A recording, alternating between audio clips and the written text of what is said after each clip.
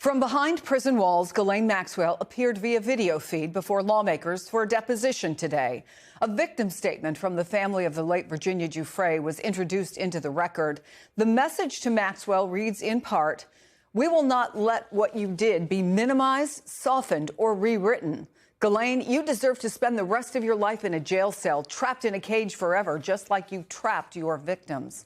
Joining us now, a member of the House Oversight Committee who was in the room for that deposition, Illinois Congressman Raja Krishnamoorthi. Thank you for coming back on the show. I wonder, in the context of the victim impact statement that I just read from Virginia Giuffre's family, what your reaction was when the lawyer for Ghislaine Maxwell said, "Let's make a deal. Let's give her clemency."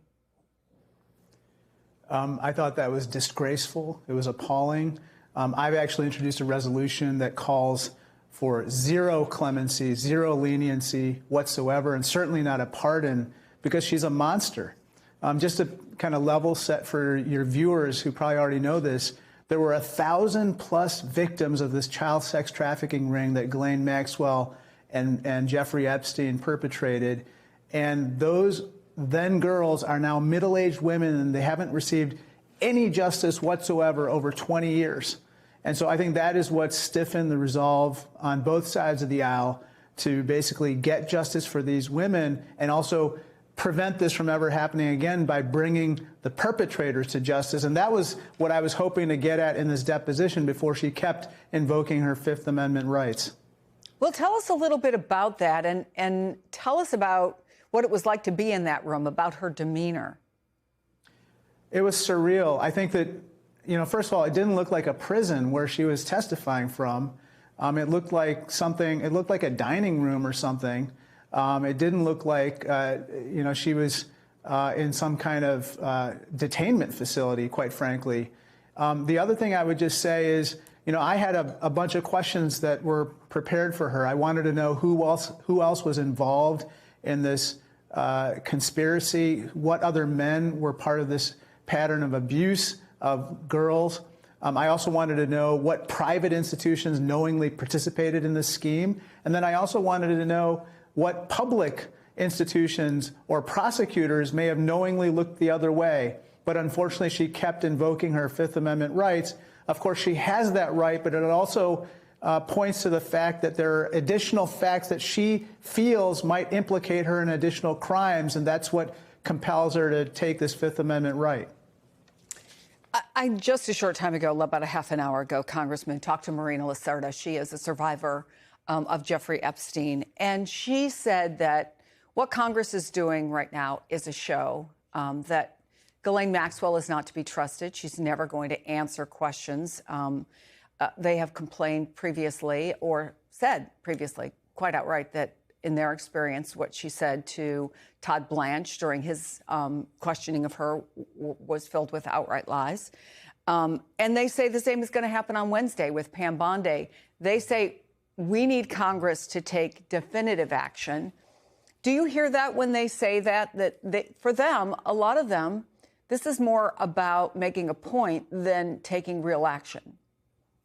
I think they're partially right. And I think that's why, for instance, we should hold Pam Bondi in contempt, because the DOJ has not produced all the files that we know are out there. I think millions of pages of documents have yet to be produced. And I think we have to take real action with regard to Bondi and the leadership of DOJ. And then we also have to interview, if not depose, I would say depose Donald Trump, because he has to come before us and cooperate just the same way that we are asking the Clintons and everyone else to do so as well. Let's talk about the review access for the unredacted versions of the 3 million or so pieces that have come out so far, about half, I think, of what's available. How does that even work? You go into a room, you're not allowed to bring a device, correct? You can take notes. Do you know what you're looking for? Do you have a sense that, okay, these are the pages with redactions that I want to see that are unredacted? How do you even do that without a staff with you? Tell me the approach. Well, I think one thing is I, in particular, am looking for financial records, because I think those financial records allow you to follow the money trail, who paid whom, what, and when. And that helps establish who's been incentivized to participate in this scheme and who actually paid to abuse girls. So I would be looking for that type of information. But you're right that, without staff, without other means of kind of sorting through such a large pile of documents, it would take a lot of time to get to what needs to be reviewed.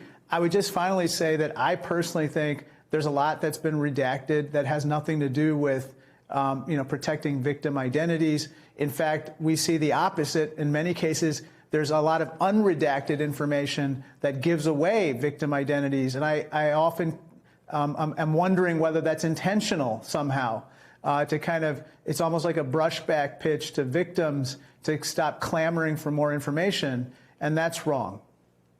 We're out of time, but I want to ask you really quickly. When you go in there, if you find things that, as you say, for example, may lead you down a money trail, are you required, because it is behind closed doors, to keep it quiet, or could you come out and say what you found?